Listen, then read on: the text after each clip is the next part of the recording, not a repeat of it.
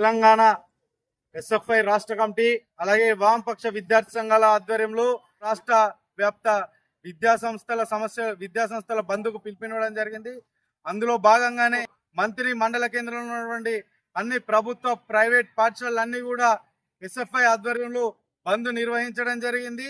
ఏదైతే తెలంగాణ రాష్ట్రంలో ఉన్నటువంటి విద్యారంగ సమస్యలు పరిష్కరించాలని చెప్పి బంద్కు పిలుపునిచ్చినటువంటి సందర్భంలో ఇక్కడ ఉన్నటువంటి యాజమాన్యాలు సహకరించినందుకు వారందరికీ కూడా ధన్యవాదాలు.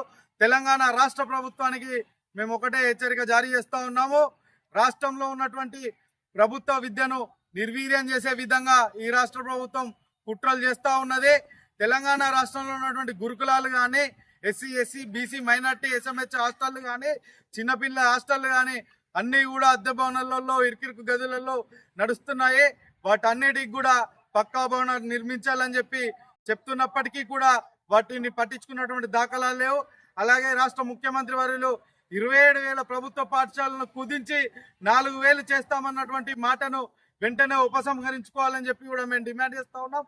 అలాగే ఖాళీ ఉన్నటువంటి టీచర్ ఉపాధ్యాయ పోస్టులు, ఎంఈఓ డిఈఓ పోస్టులను వెంటనే భర్తీ చేయాలని చెప్తా ఉన్నాం. అలాగే పెండింగ్ లో ఉన్నటువంటి స్కాలర్షిప్ ఫీజు రియంబర్స్మెంట్ కూడా విడుదల చేయాలని చెప్పి చెప్తున్నప్పటికీ కూడా విడుదల చేసినటువంటి దాఖలాలు లేవు. పోరాటాలు చేస్తే విడుదల చేస్తున్నారు తప్ప తర్వాత వాటిని విద్యార్థుల జీవితాలను గాలికి వదిలినటువంటి పరిస్థితి తెలంగాణ రాష్ట్రంలో కనబడతా ఉన్నది. అలాగే పెండింగ్ లో ఉన్నటువంటి బిఎస్ బెస్ట్ అవైలబుల్ స్కీమ్ కు సంబంధించినటువంటి బిల్లులో కూడా ఇప్పటి వరకు చెల్లించినటువంటి దాఖలాలు లేవు. వాళ్ళు చెల్లించకపోవడం వల్ల ప్రైవేట్ యాజమాన్యాలు విద్యార్థులను ఇబ్బందులకు గురి చేస్తున్నటువంటి పరిస్థితి నెలకొన్నది. అలాగే విద్యా సంస్థలలో ప్రభుత్వ జూనియర్ కళాశాలలో మరియు ప్రభుత్వ పాఠశాలలో మధ్యాహ్న భోజనం అమలు చేస్తున్నామని చెప్తున్నటువంటి ఈ ప్రభుత్వం వాటన్నిటికి కూడా ఇస్కాన్ అనే ప్రైవేట్ సంస్థలకు అప్పచెప్పే యోచన చేస్తా ఉన్నది. వాటిని ప్రైవేట్ సంస్థలకు కాకుండా మహిళా సంఘాలకు అప్పచెప్పి విద్యార్థులకు నాణ్యమైన భోజనం అందించాలని చెప్పి మేము డిమాండ్ చేస్తా ఉన్నాం.